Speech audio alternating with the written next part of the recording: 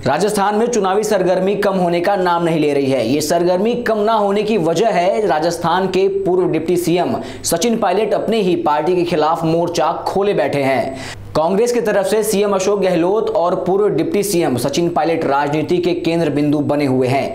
Gehlot versus pilot जंग में इस बार सचिन पायलट आर पार की लड़ाई के मूड में है। ये लड़ाई सिर्फ जनता के हक की लड़ाई नहीं है, ये लड़ाई कुर्सी की भी लड़ाई है।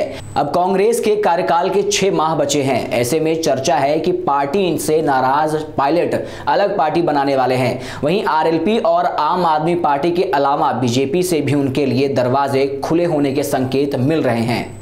इन सब के बीच अब चर्चा इस बात की है कि नाराज पायलट को अगर कांग्रेस आला कमान मनाने में नाकाम रहा तो विधानसभा चुनाव में वो कांग्रेस को कितना डैमेज करेंगे। यूं कहें तो कांग्रेस से पायलट के तौबा करने पर पार्टी को विधानसभा चुनाव में कोई फर्क नहीं पड़ेगा या भारी नुकसान उठाना पड़ेगा।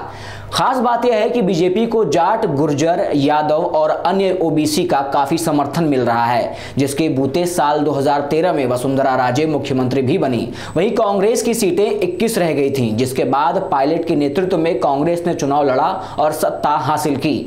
पायलट के समर्थक अपने नेताओं को सीएम बनाने का यही तर्क दे रहे हैं कि गुर्जर मीणा बाहुल्य वाले क्षेत्र समेत पूरे राजस्थान में पायलट के चेहरे का फायदा मिला। प्रदेश में कुल 33 में से 14 जिलों में यानी 40% से भी ज्यादा क्षेत्र में गुर्जरों का प्रभाव है। इन जिलों में 12 लोकसभा क्षेत्र और 40 विधानसभा सीटें आती हैं। भीलवाड़ा, अजमेर, उदयपुर, दौसा, अलवर, भरतपुर, धौलपुर, झुंझुनू, कोटा, बारा, झालावाड़, टोंक, करौली और सवाई माधोपुर जिलों में गुर्जरों का दबदबा है। मीडिया रिपोर्ट्स की माने तो यहां किसी भी दल की जीत हार का फैसला इसी वोट बैंक पर निर्भर करता है, जिसमें पायलट की भूमिका निर्णायक हो जाती है।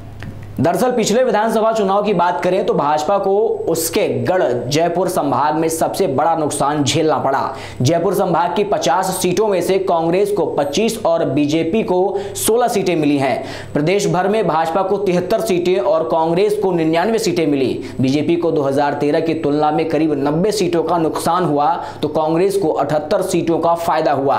उदयपुर और कोटा संभाग में ही चुनावी परिणाम बीजेपी के पक्ष में रहे, जबकि अजमेर में कांग्रेस और भाजपा दोनों को ही 13-13 सीटें मिली। वहीं साल 2013 में बढ़त बनाने वाली बीजेपी का भरतपुर संभाग में सुपड़ा ही साफ हो गया। यहां पार्टी को सिर्फ 1 सीट से ही संतोष करना पड़ा। देखा जाए तो भरतपुर संभाग के 16 विधानसभा सीटों पर पायलट फैक्टर दिखा और यहां कांग्रेस को जीत मिली।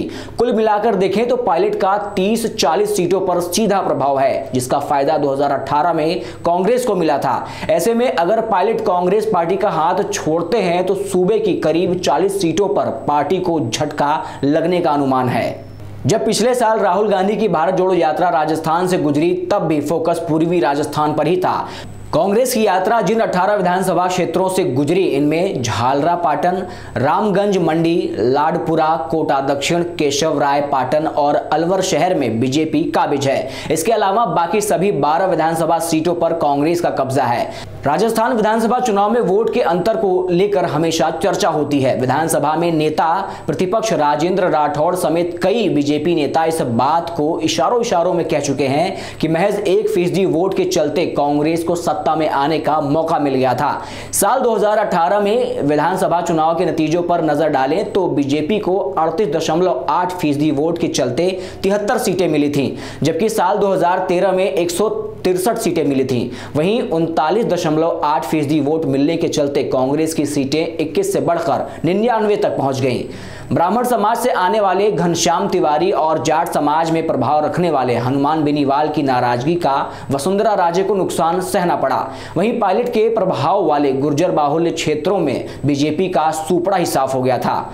CSDS की प्री पोल सर्वे के मुताबिक साल 2018 में जातियों में 6% ब्राह्मण और राजपूत का वोट 16% हिस्सा बीजेपी के पक्ष में नहीं था, जबकि गुर्जर के साथ यादव और माली वोट बैंक का बीजेपी को 8% तक नुकसान हुआ, जिससे उनका वोट घटकर 47% रह गया था। वहीं कांग्रेस को इस वर्ग ने 10% ज्यादा यानी कुल 39% वोट किया, जबकि दलित वोट बैंक के मामले में कांग्रेस और बीजेपी दोनों को बराबर नुकसान हुआ था।